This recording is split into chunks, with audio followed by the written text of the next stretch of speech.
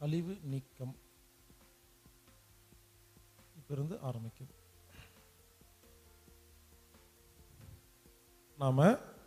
நமது உடலில் உள்ள கழிவுகளை, இத்தனை வருஷமா இருந்துச்சு இல்லையா, 45 50 60 வருஷமா இருந்த கழிவுகளை எப்படி நீக்கிறது அப்படிங்கிறத கற்றுக்க போகிறோம்.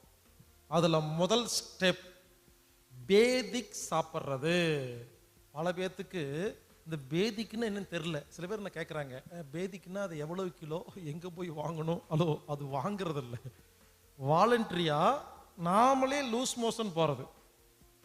இந்த வயிற்றால போகுதுன்னு சொல்கிறாங்க இல்லையா, அதை நாமளே ஒரு நாள் ப்ரீ பிளான்டு லூஸ் மோஷன், அதுக்கு பேர் தான் பேதிக். எப்படி பண்ணணும் அப்படின்னு கேட்டால், நான் சொல்கிற தயவு செய்து அலோபதி எதுவும் மருந்து சாப்பிடாதீங்க. தேவைப்பட்டால் ஹோமியோபதி, சித்தா இதெல்லாம் சாப்பிட்டுக்கலாம். இருந்தாலும் நாட்டு மருந்து நான் சொல்கிறது ரொம்ப ரொம்ப சிம்பிளாக இருக்கும். நான் சொல்கிறத நோட் பண்ணிக்கங்க. கடுக்காய் பொடி,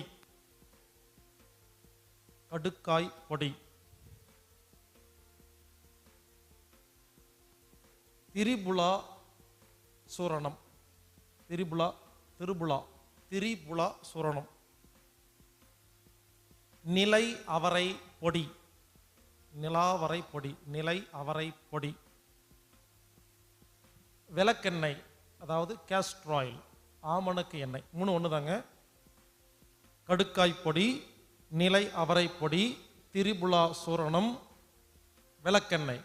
இங்கே பாருங்க, இதை 4ஐயும் வாங்கி சாப்பிட்றாதீங்க, சும்மா பிச்சுக்கும். 4ல் 1 தான். இந்த 4ல் ஏதாவது ஒன்று உங்களுக்கு எது பிடிச்சிருக்கோ, எது கம்ஃபர்டபுளாக இருக்கோ, இதில் ஏதோ ஒன்றை சாப்பிட்டா பேதி ஆகும்.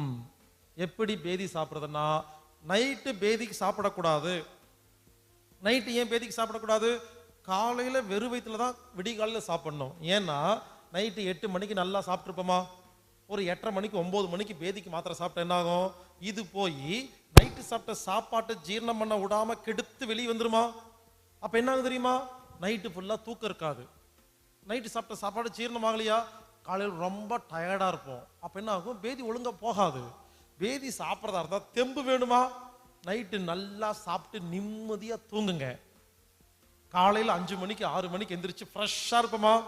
அப்போ இந்த 4 ஐட்டம் சொன்னா, இதில் ஏதோ ஒன்றை 2 ஸ்பூன் இல்லை 4 ஸ்பூன் சாப்பிடுங்க. எனக்கு அளவு தெரியாது. சில பேர் கேட்குறீங்க, நிலை அவரை பொடி, கடுக்காய் பொடி எவ்வளோ ஸ்பூன் சாப்பிட்லாம்? எனக்கு தெரியாது. சில பேர்த்துக்கு 4 ஸ்பூன் சாப்பிட்டாலும் ஒன்றும் ஆகாது. சில பேர்த்துக்கு 1/2 ஸ்பூன் சாப்பிட்டா சும்மா பிச்சுக்கும். ட்ரையல் அண்ட் எரரில் தான் கண்டுபிடிக்கணும். சில பேர்த்துக்கு கல்லு மாதிரி இருக்கும், 7 ஸ்பூன் தேவைப்படும். புரிஞ்சுக்க, எனக்கு தெரியாது. ஒவ்வொருத்தரோட உடம்பு வேற வேற. இப்படியெல்லாம் சிம்பிளாக சொல்லலாம் முடியாது. ஒரு 2 ஸ்பூன் 3 ஸ்பூன் சாப்பிடுங்க. ஒன்றும் ஆகலையா, அடுத்த முறை 4 ஸ்பூன் 7 ஸ்பூனுக்கு போங்க. ரொம்ப பிச்சுக்கிச்சா கொஞ்சம் கம்மி பண்ணிக்கோங்க. ஸோ நீங்களே ட்ரையல் அண்ட் எரரில் கண்டுபிடிங்க. அந்த கடையில் வாங்குறீங்க இல்லையா, வாங்கும் போதே கேளுங்க, அதோட வீரியம் என்ன, எவ்வளோ பயன்படுத்தலாம் கேட்டால் அவங்க எக்ஸ்பீரியன்ஸில் சொல்லுவாங்க. அந்த மாதிரி கேட்டு பயன்படுத்திக்கங்க. பேதி மருந்து சாப்பிட்டா பச்சை தண்ணி குடிக்கவே கூடாது. பச்சை தண்ணி குடிச்சா பேதி ஆகாது. கொதிக்க வச்ச தண்ணியும் குடிக்கக்கூடாது. லேசா சூடு பண்ண தண்ணியை குடிக்கணும். லூக் வார்ம் வாட்டர், லேசா சூடு பண்ண தண்ணி குடிக்கணும். படுத்து ரெஸ்ட் எடுக்கணும். ஏற்கனவே சொன்ன மாதிரி பேதி வந்துச்சுன்னா போயிட்டு வரணும், மறுபடியும் சுடுதண்ணி குடிக்கணும், படுத்து ரெஸ்ட் எடுக்கணும். ஏற்கனவே சொன்ன மாதிரி எப்போ நிறைய யூரின் போகுதோ அப்போ ஸ்டாப் பண்ணிக்கணும். வழக்கம் போல் ரசம் சாப்பாடு இல்லைன்னா தயிர் சாப்பாடு சாப்பிட்டு க்ளோஸ் பண்ணிக்கணும். சரிங்களா? க்ளோஸ் பண்ணி இங்கே பாருங்க, இந்த மாதிரி பேதி மாத்திரையெல்லாம் சாப்பிடும் பொழுது, மருந்து சாப்பிடும் பொழுது வர காப்பி, பிளாக் காப்பி சாப்பிட்டா நல்லா போகும். பிளாக் டீ சாப்பிட்டா நின்று போயிடும். பாருங்க, மாற்றி எழுதி வச்சுக்காதீங்க. காபி சாப்பிட்டா போகும், டீ சாப்பிட்டா நிற்கும். பால் ஊத்தாம முடிஞ்சா லைட்டா சர்க்கரை போட்டுக்கலாம், இல்லை சர்க்கரை இல்லாம சாப்பிடலாம். காஃபி சாப்பிட்டா போகுங்க, டீ சாப்பிட்டா நிற்கும். பல பேத்துக்கு மலச்சிக்கலுக்கு காரணம் என்னன்னா, நிறைய டீ சாப்பிடுவாங்க, டீ சாப்பிட்டாவே மலம் நின்றும். காஃபி சாப்பிடுங்க, மலம் வரும். இல்லையா, வெறும் சுடுதண்ணி மட்டும் குடிச்சிட்டு பேசாம இருங்க, மலம் போகுமா? ஏற்கனவே சொன்ன நிறைய யூரின் வருமா? எப்ப யூரின் வருதோ நிறுத்திட்டு பேசாம படுங்க, நல்லா பசிக்கும், சாப்பிட்டா வேலை முடிஞ்சதா? இப்படி 3 மாதத்துக்கு ஒரு முறை கண்டிப்பாக எல்லாரும் செய்யணும். புரிஞ்சுக்குங்க. நீங்க என்னதான் ஒழுங்கா உடம்பு வச்சிருந்தாலும் நம்ம வச்சுக்க முடியாது சில நேரத்தில். அதனால எது நல்லதோ கெட்டதோ 3 மாதத்துக்கு ஒரு முறை கண்டிப்பாக எல்லோரும் பேதி சாப்பிடணும். பல பேர் நம்ம வீடியோவை புக்கை எல்லாம் படிச்சுட்டு இந்த பேதி சாப்பிட்றத செய்யறதே இல்லைங்க. நான் ஒரு முக்கியமான விஷயம் சொல்றேன், நான் எதெல்லாம் சொல்றேனோ எல்லாருமே செய்யணும். சில பேர் சுகருக்கு வந்திருப்பாங்க, சார் சுகருக்கும் பேதிக்கு சம்பந்தம் நீங்க ஒண்ணுமே சொல்லவே இல்லையே அப்படிம்பாங்க. கடைசியில நான் சொல்றது, ஒரு மனிதன் உயிரோடு இருந்தா நான் சொல்ற எல்லாத்தையும் தான் ஃபாலோ பண்ணணும். இது ஒரு நோய்க்கு இது நோய்க்கு சொல்லிங்க, நான் மொத்தமா சொல்றேங்க. அதனால 3 மாதத்துக்கு ஒரு முறை கண்டிப்பாக பேதிக் சாப்பிடணும். இது என்னது? கழிவுகளை நீக்கிற மெத்தடா? வாயிலிருந்து அனஸ் வரைக்கும் இருக்கிற எல்லா ட்ராக்கும் கிளியர் ஆகுமா? அருமையான திட்டங்க. இது அந்த காலத்துல எல்லாம் பண்ணிட்டு இருந்தாங்க, இப்ப யாரும் பண்றதே இல்லை. சில பேருக்கு பேதிக்குன்னா தெரியல, அது என்னன்னே தெரியல. இதுதான் முதல் சுத்தப்படுத்தும் முக்கியமான ஒரு இயற்கை சிகிச்சை. ரெண்டாவது இனிமா கொடுக்கிறது. இங்க பாருங்க, இதுக்கு பேரு இனிமா கேன். இதுக்கு பேரு இனிமா கேன். இது இங்க எல்லாருக்கும் ஒன்னொன்னு கொடுத்துருப்பாங்க. இதை எப்படி பயன்படுத்துறதுன்னு கேட்டா, பாத்ரூம் போகணும் காலையில, இந்த இந்த கேனை வந்து ஒரு தலை ஹைட்டுக்கு ஒரு இடத்துல மாட்டணும். உங்க பாத்ரூம்ல ஹேங்கர் இருக்கும், அதுல ஒரு ஹேங்கர்ல மட்டும் மேல மொட்டு மாதிரி பிளாஸ்டிக் இருக்குமா, அதை எடுத்து வச்சிருப்பாங்க. எதுக்குன்னா இது மாட்டுறக்காக. அந்த ஹேங்கர்ல இதை மாட்டிருங்க. பாருங்க, இங்க ஒரு நாப் இருக்கும், இது வந்து இந்த ஆசன வாயில உள்ள அமுத்துறதுக்காக வச்சிருக்கிறது. இதுல ஃபுல்லா தண்ணி ஊத்திடணும். சரிங்களா? தண்ணி ஊத்திட்டு இந்த நாப் இருக்கு இல்லையா, இந்த நாபை எடுத்துட்டு போய் அந்த மலம் வர இடத்துல ஆசன வாயில உள்ள வச்சு அமுத்திடணும். சில பேர்த்துக்கு வெறும் நாபை அமுத்து பொழுது வலிக்குங்கிறக்காக ஒருவேளை தேவைப்பட்டா இதுல வந்து நல்லெண்ணெய் தேங்காய் எண்ணெய் தடவிக்கலாம். கொஞ்சம் லூப்ரிகேஷன் எல்லாம் போயிட்டு வரக்காக தடவிட்டு உள்ள விட்டுருங்க. என்ன தெரியுமா, அப்படியே நின்றுட்டுருங்க. இந்த தண்ணி கொஞ்சம் கொஞ்சமா இறங்கிட்டே வரும். இங்கிருந்து தண்ணி இறங்குறது தெரியும், உள்ள குழு குழு குழு குழுன்னு ஏறும். மொத்த தண்ணி தீந்து போயிடும். தண்ணி ஃபுல்லா உள்ள போயிருமா? டெய்லி வாய் கொப்பளிக்கிறமல்ல, வாய் கொப்பளிச்சு தண்ணியை ஊத்துற மாதிரி இது வழியா தண்ணியை குடல் கொப்பளிக்கிறங்க. தண்ணி உள்ள போகுமா? என்ன பண்ணும்? உள்ள போய் மலத்தை எல்லாம் கிளீன் பண்ணுமா? ஒரு 5 நிமிஷம், அது ரொம்ப கஷ்டம். நான் சொல்ல 5 நிமிஷம் முயற்சி பண்ணுங்க. 5 நிமிஷம் இந்த நாபை எடுக்காதீங்க, அது உள்ளே இருக்கட்டும். சில பேருக்கு எடுத்தா தண்ணி வெளியே வந்துடும், எடுக்க வேண்டாம், உள்ளேயே இருக்கட்டும். உள்ளேயே வச்சுக்கிட்டு என்ன பண்ணுங்க, அப்படியே நின்றுங்க. ஒரு 5 நிமிஷம் நின்றுட்டு நாபை எடுத்துட்டு மலம் போய் பாருங்க. இந்த தண்ணி உள்ள போன தண்ணி உள்ள இருக்கிற குப்பையெல்லாம் வெளியே கொண்டு வருங்க. முதல்ல யாராவது இனிமா கொடுத்து பாருங்க, கருப்பா நிறைய குப்பை வரும். டெய்லி மழை ஒழுங்காதான் போவேன்னு சொல்லுவீங்க, அப்ப இனிமா கொடுத்தா மட்டும் ஏன் கருப்பா வருது? அப்போ ரொம்ப வருஷம் குப்பை சைட்ல அடைஞ்சிட்டு இருக்குது, அது வெளியே வராது, நடுவில் மட்டும் சுத்தி அடைச்சிட்டு இருக்கும். செஞ்சு பாருங்க, ஆச்சரியமா இருக்கும். இந்த பயிற்சியை தயவு செய்து இங்க பாருங்க, நைட் எல்லாம் பண்ணாதீங்க. என்ன சொல்ல வரேன்னா, இனிமா கொடுக்கிறது என்பது ஒரு குளிர்ச்சியான விஷயம். அப்போ ஒரு குளிர்ச்சியும் இன்னொரு குளிர்ச்சியும் சேரக்கூடாது. நைட் நேரத்தில் ஏற்கனவே குளிர்ச்சியா இருக்குமா, 2 குளிர்ச்சி ஒன்று சேர்ந்தா ஒரு குளிர்ச்சி ஜன்னி வந்துருமா? அதே மாதிரி ஈவினிங் டைம்ல பண்ண வேண்டாம். பகல்ல பண்ணுங்க, காலையில பண்ணுங்க, ரொம்ப ரொம்ப நல்லது. பௌர்ணமி நேரத்தில் பண்ண வேண்டாம். சில பௌர்ணமி நேரத்தில் பண்ணீங்கன்னா உடம்பு கொஞ்சம் நடுங்க ஆரம்பிச்சிடும். ஒன்றும் இல்லைங்க, இனிமா கொடுக்கறதுங்கிறது என்ன தெரியுமா? நமது பாடி டெம்பரேச்சர் 37 டிகிரி இருக்கா? இனிமா கொடுக்கும் பொழுது தண்ணி உள்ள போன உடனே 37 டிகிரி கம்மியாயிருமா? அப்போ உடம்பு நடுங்க ஆரம்பிச்சிடும். வேற ஒன்றும் இல்லை, வீக் ஆகிற மாதிரி தெரியும். வீக்கெல்லாம் ஒன்றும் இல்லை, கூலிங் ஆயிடுச்சு. இனிமா கொடுத்த உடனே யாருக்காவது வீக்கா உடம்பு நடுங்குது, கஷ்டமா இருக்கு மாதிரி இருக்கும், தூங்கக்கூடாது. என்ன பண்ணணும்? ஒரு வாக்கிங், ஜாக்கிங் போயிட்டு உடம்பு ஆட்டினீங்கன்னா சூடு கிடைச்சிருமா? அப்படி பண்ணிக்கங்க, சரிங்களா? இனிமா கொடுக்கும் பொழுது மறுபடியும் சொல்றேன், இங்க பாருங்க, சில பேர் இனிமா கொடுத்து நிறைய நோய் வந்திருக்கு. காரணம் என்னன்னா, இவங்க உடம்புல உழைப்பே இருக்காது, சூடே இருக்காது. டெய்லி இனிமா கொடுத்து அது இன்னும் கூலிங் கம்மி பண்ணி விட்டு ஜன்னி வந்துடும், உடம்பு நடுங்கும், எனர்ஜி எல்லாம் போயிடும். இனிமா கொடுத்தா சூடு கம்மியாகும்னு புரிஞ்சுக்கிட்டு கொஞ்சம் வாக்கிங் போயிட்டு சரி பண்ணிட்டீங்கன்னா மேட்ச் ஆயிரும். இங்க பாருங்க, இந்த இனிமா கொடுக்கும் பொழுது முதல்ல காலையில் எந்திரிச்சு உடனே இனிமா கொடுக்க கூடாது. முதல்ல இயற்கையாவே மலம் வரும் இல்லையா? சாதாரணமா போயிட்டு வாங்க ஃபர்ஸ்ட் டைம். செகண்ட் டைம் கொடுங்க. ஒருவேளை முதல் முறை போய் வரலன்னா ரெண்டாவது முறை கொடுத்துக்கலாம். இன்னொன்னு, இது சில பேர் சொல்றாங்க, இது வாழ்நாள் முழுவதும் டெய்லி பயன்படுத்துங்கன்னு. நான் அதை ரெக்கமெண்ட் பண்றது இல்லைங்க. ஏன்னு கேட்டா, சாப்பிட்டா வரணும், அதுக்கு டப்பா. இது ட்ரீட்மெண்ட், இது வாழ்க்கை ஃபுல்லா பண்ணக்கூடாது. ரொம்ப வருஷமா குப்பை இருக்கா?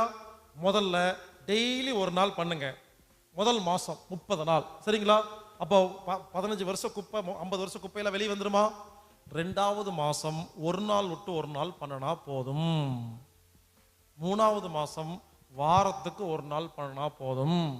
நாலாவது மாசத்துல இருந்து நீங்க இதை வச்சுக்கோங்க, 15 நாள் பொறுக்கா மாதத்தில் 2 முறை செஞ்சா போதும்.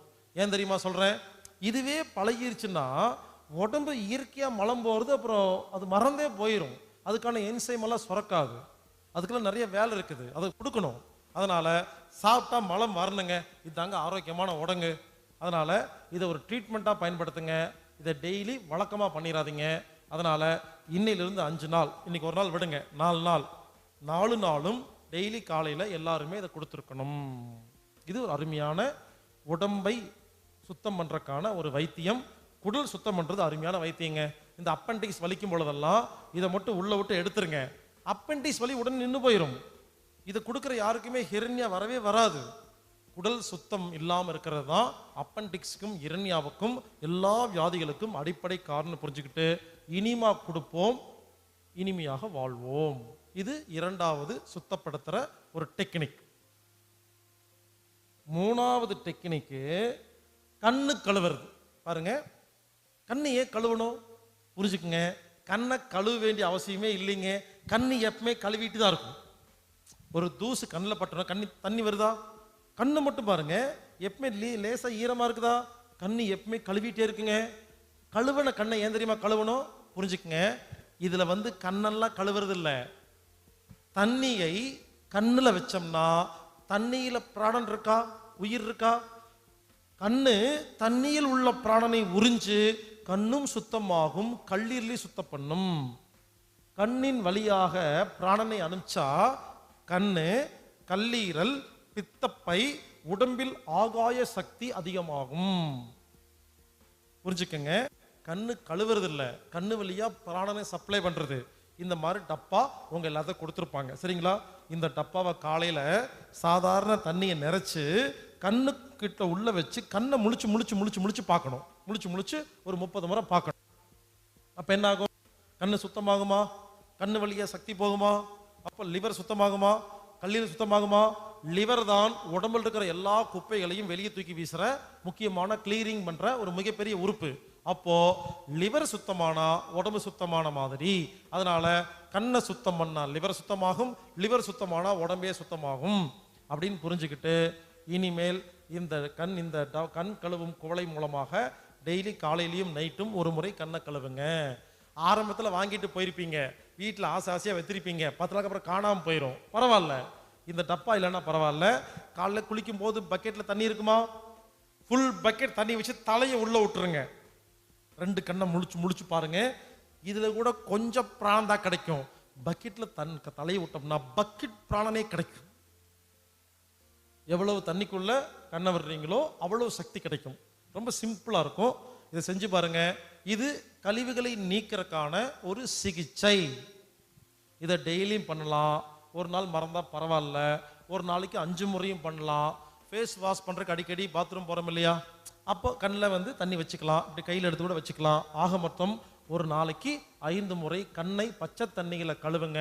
அது உடம்பில் உள்ள குப்பைகளை வெளியேற்றறக்கான அதுவும் ஒரு சிகிச்சை.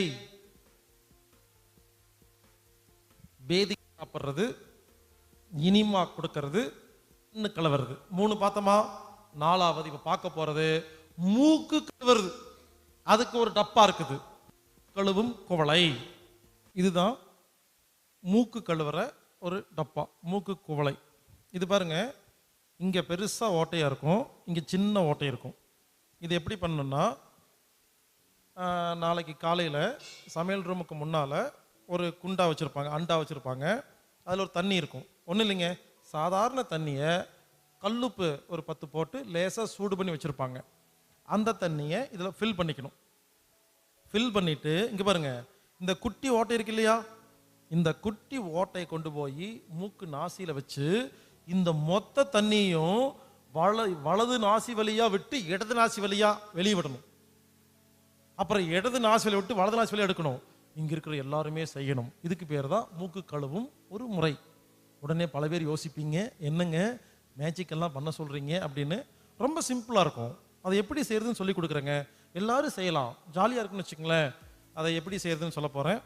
அதை எப்படி செய்யணும்னா, பாருங்க, கால் அகலமாக வச்சுக்கணும். இப்படி இந்த நாசி வழியா தண்ணி போய் எப்படி வரும், இப்படி இருந்தால் வராது இல்லைங்களா. அப்போ சாட்சி வைக்கணும். பாருங்க, ஒரு படுக்கிற மாதிரி தலையை சாச்சு, இந்த மூக்கு இருக்கு இல்லையா, மூக்கை இப்படி படுக்க வைக்கணும். அப்போதான் தண்ணி உள்ள போய் வெளியே வரும். சரிங்களா, பாருங்க, படுக்க வச்சுட்டு பாருங்க, இந்த இது வழி இதில் தண்ணி இருக்கு இல்லையா, இந்த தண்ணியை கொண்டு போய் பாருங்க, மெதுவா இப்படி சாச்சு தலையை வச்சுக்கிட்டு கொண்டு போய் இது வழியா வச்சிங்கன்னா தண்ணி உள்ள போய் அடுத்த நாசி வழியா வெளியே வரணும் இல்லையா. ஆனால் வராது. ஏன் வராதுன்னா, மூக்கு வழியா காத்து வர்றோமா, அப்போ காத்து போயிட்டு இருக்கு இல்லையா, அது என்ன பண்ணும், மூக்கு வழியா காத்து போகும்போது இப்படி வச்சா வராது, சிக்கிக்கும், விக்கிக்கும், தலைக்கு மண்டைக்குள்ள தண்ணி ஏறிடும்.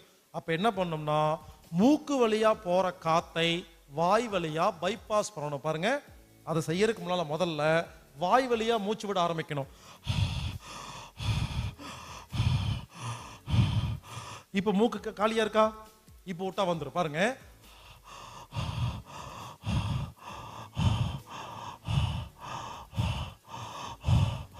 இப்போ வாய் வழியா மூச்சு விட்டுட்டு இங்க பாருங்க, இதை கொண்டு போய் மெதுவா கொண்டு போய் மூக்குல வச்சீங்கன்னா, ஒண்ணுமே பண்ணாம சும்மா இருந்தீங்கன்னா அதுவா உள்ள போய் அதுவா வெளியே வந்துடும். ஏதாவது அப்படின்னு பண்ணீங்கன்னா மாட்டிக்கும். ஒண்ணுமே பண்ணாம சும்மா இருக்கணும். சில பேர் என்ன பண்ணுவாங்க, அதை வச்ச உடனே மூக்கு வழியா மூக்கு இழுத்துருவாங்க, ஒண்ணு ஏறிடும் மண்டையில. நீங்க என்ன பண்ணணும், மொத்த கவனத்தையும் வாய்க்கு வச்சுக்கணும். சரிங்களா, அது மட்டும் நிறுத்திடக்கூடாது. இங்க நிறுச்சுன்னா மூக்குல ஏறிடும். வாய் வழியா மூச்சு விடுறத மட்டும் ஒழுங்கா கரெக்டா பண்ணிட்டு மெதுவா கொண்டு போய் இங்க வச்சு பாருங்க, அதுவா போய் வலது நாசி வழியா போன தண்ணி இடது நாசி வழியா அப்படியே ஒழுகுங்க. பார்க்கறதுக்கு ஜாலியா இருக்கும். நீங்க வேணா அப்படி செய்யும் பொழுது ஒரு செல்போன் கேமராவை யார்ட்டாவது கொடுத்துருங்க. உங்களுக்கு அப்படி போறத ஷூட்டிங் எடுப்பாங்க இல்லையா, அதை கட் பண்ணி வாட்ஸ்அப்பில் ஃபேஸ்புக்கில் போட்டிங்கன்னா நிறைய லைக்ஸ் வரும்.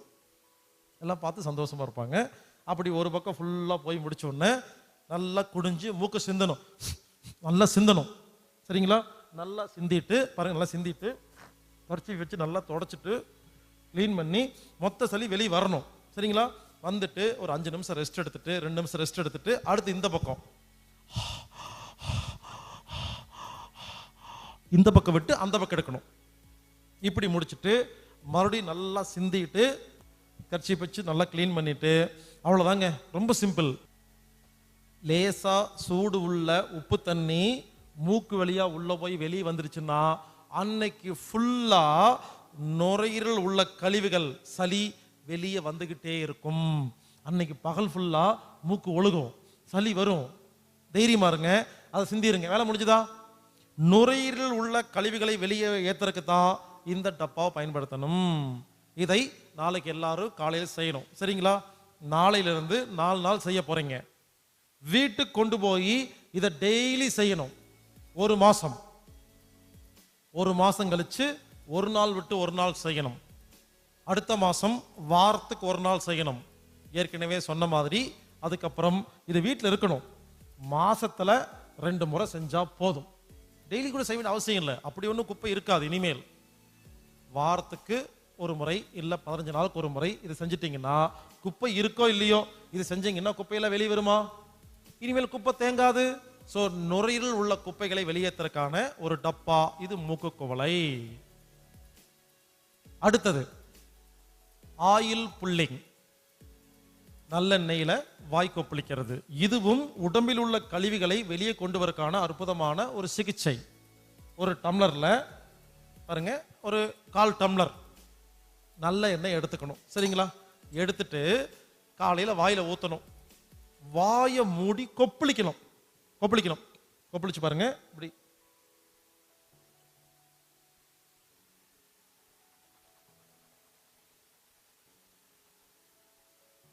இப்படி 5 நிமிஷம் கொப்பளிச்சு முழுங்கிடக்கூடாது. ரொம்ப மோசமானது. முழுங்கக்கூடாது, புரிஞ்சுக்கங்க. நல்லா கொப்பளிச்சு கீழே துப்பிடணும்.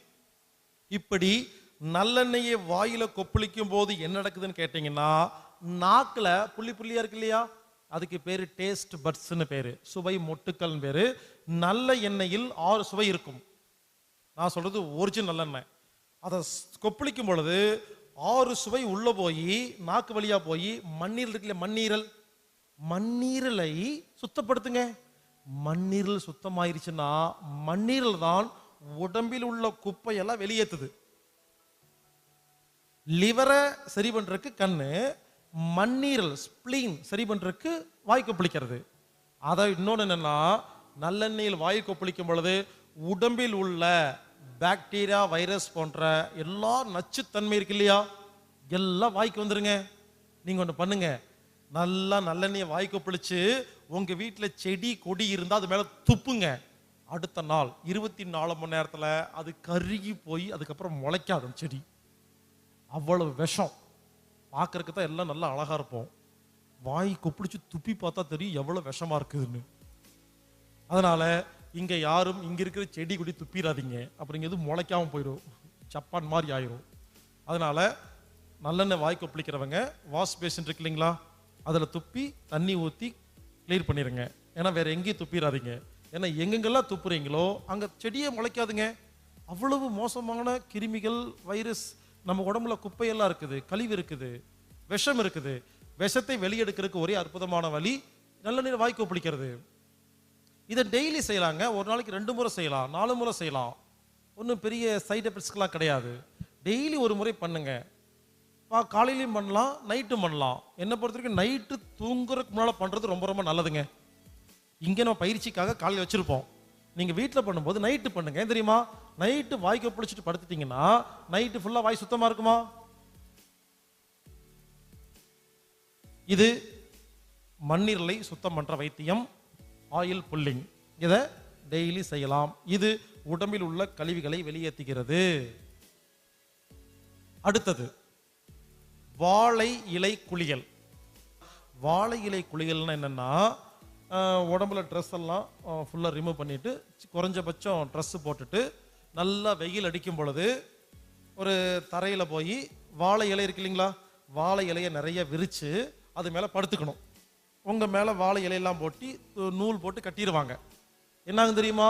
சூரிய வெளிச்சத்தின் மூலமாக கிடைக்கும் அந்த ஒளி இருக்கு இல்லைங்களா, அது வாழை இலையில பட்டு, வாழை இலையில ஸ்டார்ச் இருக்கும், பச்சையம். அதை பட்டு சூரிய வெளிச்சமும் வாழை இலையில் இருக்கிற பச்சையும் ஒன்று சேர்ந்து நம்ம உடம்புக்குள்ள பூந்துச்சுன்னா உடம்பு என்ன பண்ணும்? இருக்கிற குப்பையெல்லாம் வேர்வை வழியாக வெளியேற்றும்.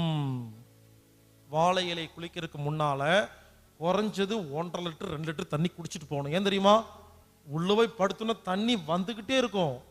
தண்ணி இல்லாம படுத்தீங்கன்னா ஒருவேளை மயக்க வரக்கு வாய்ப்பு இருக்கும். அதனால நிறைய தண்ணி குடிச்சு, நல்லா தண்ணி குடிங்க. ஆஸ்தீர நிறைய தண்ணி குடிச்சிட்டு போய் படுங்க. ஒவ்வொரு வேர்வை சுரப்பி வழியா அவ்வளவு வேர்வை வருங்க. குப்பை அது கூட வெளியே வந்துடும். உடம்பில் உள்ள குப்பைகளை வெளியேற்றினோம்னா வாழை இலை குளியல் ரொம்ப ரொம்ப ரொம்ப ரொம்ப ரொம்ப நல்லது. இதுல ரூல்ஸ் என்னன்னா, வெயில் இருக்கும் பொழுது மட்டும்தான் செய்யணும். சூரிய வெளிச்சம் இல்லாதப்ப செய்யாதீங்க. ஏன் தெரியுங்களா?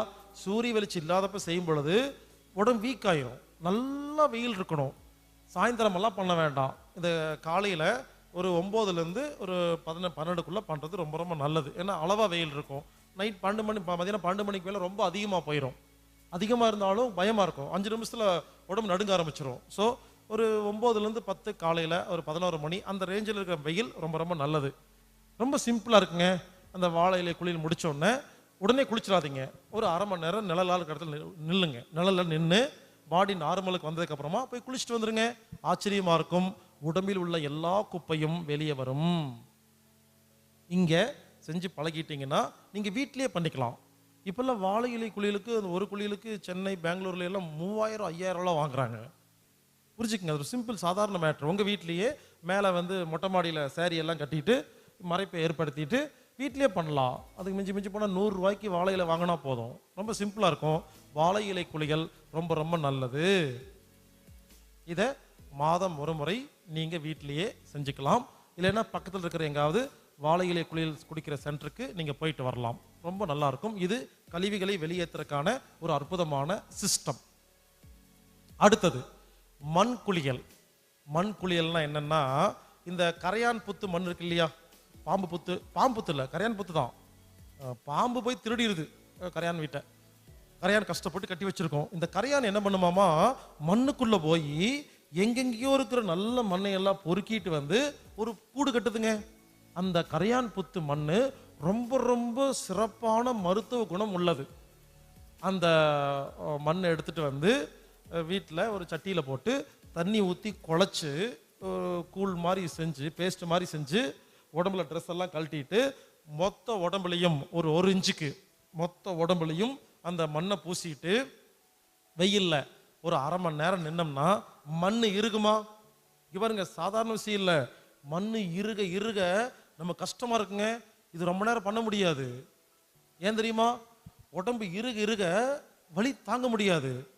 எப்போ வலி தாங்க முடியாது போதுன்னு தோணுதோ அப்போ குளிச்சுட்டு வந்துருங்க. முடிஞ்சு போச்சு. இது என்ன பண்ணுன்னா, கரையான்புத்து மண் உடம்புல தேய்ச்சி வெயில்ல நிற்கும் பொழுது இந்த கரையான்புத்து மண் என்ன பண்ணுது, உடம்புல இருக்கிற குப்பை எல்லாம் இழுக்குதுங்க. இதுக்கு பேர் மண் குளியல். முதல்ல ஆரம்பத்தில் இந்த 5 நாள் கிளாஸ்ல மண் குளியல் கொடுத்துட்டு இருந்தேங்க. இப்போ கொடுக்கறது இல்லை. ஏன்னு காரணம் கேட்டிங்கன்னா, ஆரம்பத்தில் மண் குளியல் பண்ணும்போது எனக்கும் சந்தோஷமாக ஜாலியாக தான் இருந்துச்சு. ஆனால் ஒவ்வொரு முறையும் இந்த மண் குளியலுக்காக போய் அந்த பாம்பு புத்தை வெட்டுறாங்க இல்லைங்களா, அப்போ என்ன ஆகுதுன்னு பார்த்தா ஒரு லட்சக்கணக்கான கரையான் வாழுது அதை கூட்டில். நம்ம உடைக்கிறோம் இல்லைங்களா, உடைக்கும் போது செத்து போகுது. அதை எடுத்துகிட்டு தண்ணியில் போடுறோம். ஸோ நம்ம ஒழுங்கா இல்லைங்கிறக்காக நாம ஏன் ஒரு 100 பேர்த்த குளிப்பாட்டுறக்காக ஒரு 10,000 1,00,000 கரையான கொல்லணும் அப்படின்னு ஒரு எண்ணம் வந்தனால விட்டுட்டேங்க. ஏன்னா கண்ணு முன்னால் எடுத்துகிட்டு அது கரையான் இருக்குது. அதில் அது என்ன பண்ணுறது, தண்ணியில் போட்டு சாகடிக்கிறோம். கஷ்டப்பட்டு சாகடிச்சு ஏன் அதை பண்ணணும் அப்படின்னு விட்டுட்டேன். உங்களுக்கு வேணும்னா நீங்கள் நாட்டு மருந்து கடையில் பக்கத்தில் எங்காவது போனீங்கன்னா கரையான் அந்த மண் தருவாங்க. 1 கிலோ 2 கிலோ வாங்கிட்டு போய் நீங்கள் வீட்டிலேயே பண்ணிக்கோங்க. ரொம்ப நல்லாயிருக்கும். இல்லை கரையான் புத்தில் தான் பண்ணணும்னு அவசியம் இல்லை. பழங்காலத்து குளம் குட்டை இருக்கு இல்லையா, அதில் கீழே களிமண் இருக்கும். அந்த காலத்தில் பண்ணுவாங்க. ரொம்ப நாளாக இருக்கிற பழங்காலத்து குடம் குட்டையில் கீழே இருக்கிற களிமண்ணை எடுத்துகிட்டு அதையும் பூசி பண்ணலாம். பட் கொஞ்சம் பார்த்து பண்ணணும். அந்த குளம் எந்த அளவுக்கு சுத்தமாக இருக்குன்னு பார்த்துட்டு அதில் பண்ணிக்கலாம். ஒன்றும் இல்லைங்க, உடம்பில் மண்ணை பூசிட்டு வெயிலில் நின்னா அதுக்கு பேர் மண் குளியல். இதை நீங்கள் வீட்டில் நீங்களே பண்ணுங்க. மாதம் ஒரு முறை பண்ணிட்டீங்கன்னா உங்கள் உடம்பில் உள்ள குப்பைகள்லாம் வெளியேறும். சொரியாசிஸ் அப்படிங்கிற வியாதிக்கு இது ரொம்ப ரொம்ப அற்புதமான மருந்து. தோல் சம்பந்தப்பட்ட எந்த வியாதி இருந்தாலும் மண் குளியல் வாரம் ஒரு முறை கூட குளிக்கலாம். ரொம்ப நல்லா இருக்கும். அடுத்தது விரதம். இதுவும் சுத்தம் பண்றதுக்கான வைத்தியங்க. டெய்லி சாப்பிட்றோம், தண்ணி குடிக்கிறோம், இது ஒன்று பண்ணிட்டே இருக்கிறோமா, சும்மா இருக்கணும். விரதம்ங்கிறது ஒன்றும் இல்லைங்க, நிறைய டைப் இருக்குதுங்க.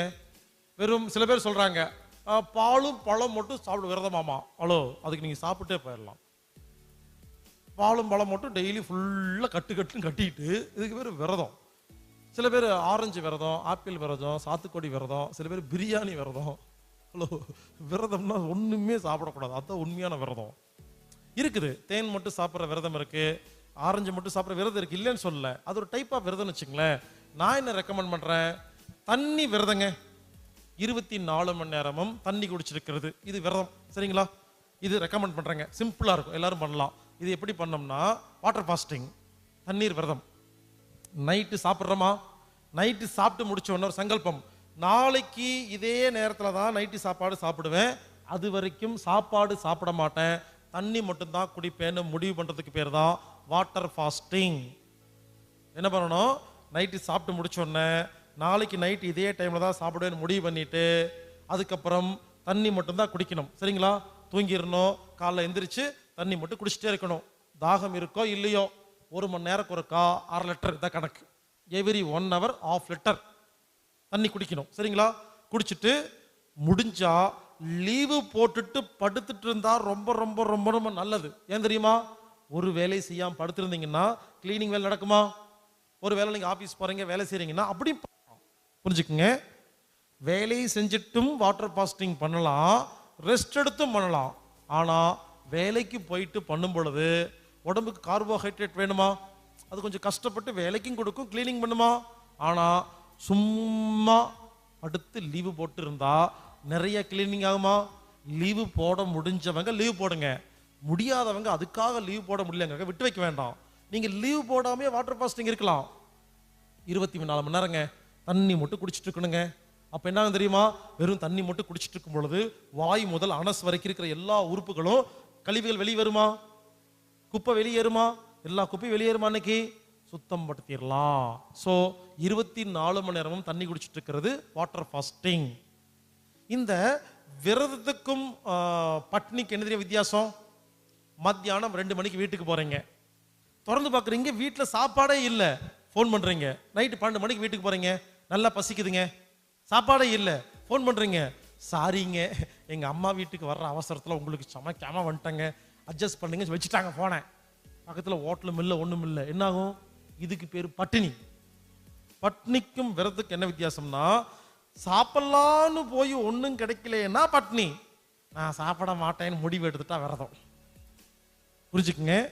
நம்ம புத்தி இருக்கு இல்லையா, அது என்ன பண்ணுமாமா, சாப்பிடணும்னு நினைச்சா மட்டும்தாங்க ஜீரண சுரப்பியெல்லாம் சுரக்கும். நைட்டு 8 மணிக்கு சாப்பிட்டு நாளைக்கு மத்தியானம் 8 மணிக்கு தான் நான் சாப்பிடுவேன்னு முடிவு பண்ணிட்டீங்கன்னா இந்த புத்திக்கு முடிவு பண்ணிச்சா? அது வரைக்கும் இந்த ஜீரண சுரப்பியெல்லாம் சுரக்காது. அப்போ கிளீனிங் வேலை தான் நடக்கும். புரிஞ்சுக்குங்க. விரதம்ங்கிறது சில பேர் சொல்லுவாங்க விரதம் இருக்கும்போது பசிக்குதுன்னு. விரதம் இருந்தா பசிக்காது. அப்ப நீங்க முடிவு பண்ணிட்டீங்க சாப்பிடலான்னு, அதான் பசிக்குது. புரிஞ்சுக்குங்க. நாம நாளைக்கு நைட்டு 8 மணிக்கு தான் சாப்பிடுவோம்னு முடிவு பண்ணனா உடம்புல ஜீரண சுரப்பி சுரக்காதுங்க. அப்ப தண்ணி மட்டும் குடிச்சா கிளீனிங் வேலை ஆரம்பிக்குமா? இன்னொரு விஷயம், 8 மணிக்கு விரதத்தை முடிக்க போறீங்கன்னு நினைச்சீங்கன்னா 7 மணிலேருந்து பசிக்கும். 6 மணிக்கு முடிக்க போறதா நினைச்சிட்டு இருந்தீங்கன்னா 5 மணிக்கு பசிக்கும். இப்படிதான் இயற்கை வைத்தியத்துக்கெல்லாம் போயிருந்தீங்கன்னா 4 நாள் 5 நாள் சோறே போட மாட்டாங்க. ஒரு நாள் சொல்லுவாங்க இன்னைக்கு 5 மணிக்கு ஜூஸ் கொடுக்க போறேன்னு, கரெக்டா 4 மணிக்கு பசிக்கும். அது வரைக்கும் பசிக்காதுங்க. அப்ப அந்த டைம் இருக்கு இல்லையா, டைம் புத்திக்கு ரெக்கார்ட் ஆயிருதா, அது போய் ஜீரண சுரப்பி சுரக்குதுங்க. அதனால இனிமேல் மாதம் ஒரு முறை 24 மணி நேரமும் தண்ணி மட்டுமே குடிச்சிட்டு இருந்தா உடம்பு சுத்திகரிக்கிற வேலையை செய்யுது. Water fasting. அடுத்தது சைலண்ட். ஒண்ணுமே பேசாம ஒரு நாள் சும்மா இருந்தீங்கன்னா உடம்பு சுத்தம் பண்ணுது. மௌனம். மௌனமும் சுத்தம் பண்ற வைத்தீங்க. அதுக்கு அடிக்கடி எப்பெல்லாம் முடியுதோ ஒண்ணுமே பேசாம ஒரு நாள் ஃபுல்லா மௌனம் இருக்கணும். இந்த மௌனம் இருக்கும் பொழுது சைகையெல்லாம் ஜாடையெல்லாம் காட்டிட்டு இருக்க கூடாது. சில பேர் இருக்காங்க மௌனமா இருப்பாங்களாமா. சாப்பிட்றியா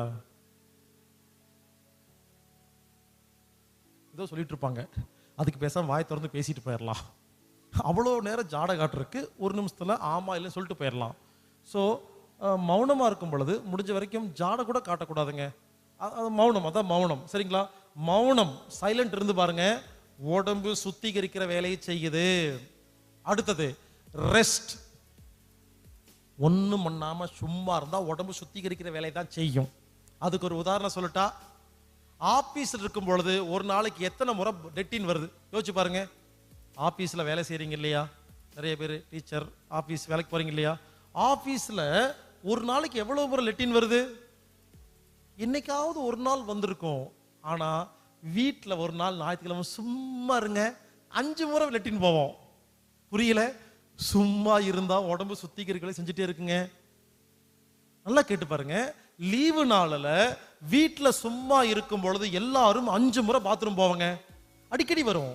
ஏன்னா சும்மா இருக்கிறோமா, அப்போ சுத்தம் பண்ற வேலையெல்லாம் செய்யுது. அதனால இனிமேல் கொஞ்ச நேரம் சும்மா இருக்கணும். யாருமே சும்மாவே இருக்கிறது இல்லைங்க, எதையாவது பண்ணிக்கிட்டே இருக்கிறோம். ஒரு நாள் சும்மா இருந்தீங்கன்னா உடம்பு சுத்திகரிக்கிற வேலை செய்யும். ஆக மொத்தம் இது வரைக்கும் சொன்னதெல்லாம் ஞாபகப்படுத்திக்கங்க.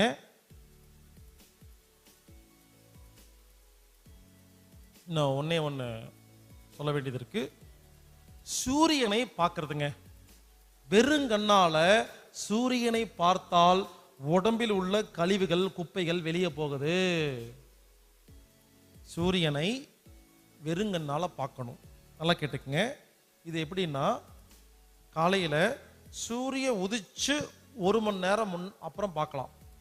6 மணிக்கு சூரியன் உதிக்குதா 7 மணி வரைக்கும் பார்க்கலாங்க. அதே மாதிரி நைட்டு 7 மணிக்கு சூரியன் மறையுதா 6ல இருந்து 7 பார்க்கலாம். புரிஞ்சுக்குங்க. சூரியன் உதிச்சு 1 மணி நேரக்குள்ள பார்க்கணும், சூரியன் மறையருக்கு 1 மணி நேரம் முன்னால பார்க்கலாம். இந்த 2 நேரமும் சேஃப் டைம், பாதுகாப்பான நேரம். மற்ற நேரத்தில் முடிஞ்ச வரைக்கும் பார்க்க வேண்டாம். இங்க பாருங்க, அந்த டைம்ல எப்படி பார்க்கணும்னு கேட்டீங்கன்னா, வெறுங்கனால ஃப்ரண்ட்டை பார்க்குற மாதிரி பார்க்கணும். ரூல்ஸ் எல்லாம் கிடையாது, சும்மா பார்க்கணுங்க. அந்த நேரத்தில் செருப்பு போட்டுக்கூடாது, வெறும் காலை தரை தொற்றுக்கணும். செருப்பு ஏன் போடுறோம்? இந்த கரண்ட் ஷாக் அடிக்காம இருக்கு செருப்பு போடுறோமா? செருப்பு போடாம காலை கீழே வச்சா ஷாக் அடிக்குதா? இதுல ஷாக் அடிக்கிற மாதிரி தான் இருக்கணும். சூரியன் ஷாக் அடிக்கும் நமக்கு. அப்போ வெறும் பூமியில வெறும் காலை வச்சு சூரியனை அந்த 1 மணி நேரத்துல பார்க்கணும். எவ்வளவு நேரம் பார்க்கணும் தெரியுமா? 10 செகண்ட் தான் பார்க்கணும். 10 வினாடி. முதல் நாள் எடுத்தோன்னு ரொம்ப நேரம் பார்க்காதீங்க, கண்ணு அவ்வளவு தூரம் கெப்பாசிட்டி இருக்காது. முதல் நாள் 10 செகண்ட் பாருங்க. அடுத்த நாள் 20 செகண்ட். டெய்லி 10 செகண்ட் இன்க்ரீஸ் பண்ணுங்க. சரிங்களா? அதிகபட்சம் 3/4 மணி நேரம் பார்க்கலாம். அவ்வளோவெல்லாம் போக வேண்டாம். 5 நிமிஷம் பார்க்கறதுக்கு ரெடி பண்ணிக்கங்க, அதுவே போதும். மிகப்பெரிய பயிற்சி. டெய்லி 5 நிமிஷம் சூரியனை வெறுங்கண்ணால பார்த்தீங்கன்னா, சூரிய சக்தி கண்ணு வழியா உள்ள போச்சுன்னா, உண்மையிலே சொல்றேங்க, சாப்பாட்டு அளவே கம்மியாயிருங்க. சூரிய யோகம்னு இருக்குது, நிறைய ஊர்ல நிறைய பேர் சொல்லி கொடுக்குறாங்க. சூரியனை மட்டுமே பார்த்து அதுல சக்தி எடுத்து நிறைய பேர் சாப்பிடாம இருக்கிறாங்க. போதும், அது கிடைச்சா போதும். இது ஒரு பயிற்சி. இப்படி சூரியனை வெறுங்கண்ணால் பார்க்கும் பொழுது அந்த சக்தி உள்ள போய் அந்த சூட்டுக்கு உடம்பில் உள்ள குப்பைகள் எல்லாம் வெளியே போகுது. இதையும் இன்னிலிருந்து பயிற்சி பண்ண ஆரம்பிங்க. இது வரைக்கும் சொன்னதெல்லாம் மறுபடியும் ஞாபகப்படுத்துறேன். 3 மாசத்துக்கு ஒருக்கா கண்டிப்பா பேதிக் சாப்பிடணும். இனிமா மாதத்தில் 2 முறை எடுத்துக்கணும். கண்ணு ஒரு நாளைக்கு 2 முறை 5 முறை கழுவணும். மூக்கு கழுவுறது மாதம் 2 முறை எடுத்துக்கணும். நல்ல எண்ணெயில் வாய் கொப்பளிக்கிறது, நல்ல எண்ணெயில் வாய் கொப்பளிக்கிறது டெய்லி 1 முறை செய்யலாம், ரொம்ப ரொம்ப நல்லது. வாழை இலை குளியல் மாதம் 1 முறை எடுத்துக்கலாம். மண் குளியல் மாதம் 1 முறை எடுத்துக்கலாம். விரதம் மாதம் 1 முறை இருக்கலாம். மௌனம் வாரம் 1 முறை இருக்கலாம், இல்லை மாதம் 1 முறை இருக்கலாம்.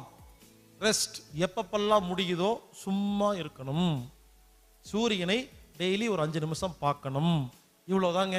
இப்ப நான் சொன்னதெல்லாம் என்னன்னா, நமது உடம்பில் உள்ள குப்பைகளை, ரொம்ப வருட கழிவுகளை வெளியே எடுக்கிறதுக்கான இயற்கை வைத்தியம். இதுவரைக்கும் குப்பைகளை எப்படி வெளியெடுக்கிறதுன்னு பார்த்தோமா? உள்ள குப்பையே போகாம இருக்கிறதுக்கு என்ன பண்றதுங்கிறத பார்க்க போறோம். ஆனா பல பேர் என்ன பண்றாங்க, 1 வருஷத்துக்கு ஒருக்கா இயற்கை வைத்தியம்னு கேரளா பக்கம் போய் படுத்துக்குவாங்க. 10 நாள் படுத்து குப்பையெல்லாம் வெளியேற்றிட்டு மறுபடியும் வர்றது, மறுபடியும் குப்பையெல்லாம் சேர்த்துறது, மறுபடி குப்பையெல்லாம் மாதம் ஒரு முறை போயிட்டு எஃப்சி பண்ணுறது, அது வேண்டாம். புரிஞ்சுக்குங்க, வருஷத்துக்கு ஒரு தடவை எஃப்சி எல்லாம் பண்ண வேண்டாம். நான் என்ன சொல்கிறேன், உள்ள குப்பையே போகலைன்னா எப்படி குப்பை ஸ்டாக் ஆகும்? இப்போ சொன்னதெல்லாம் 50 வருஷ குப்பையை வெளியே எடுக்கிறதுக்கான வைத்தியம். இனிமேல் சொல்ல போகிறது உள்ள குப்பையே உள்ள போகாமல் இருக்கிறதுக்கு என்ன பண்ணணும்னு நான் சொல்ல போகிறேன்.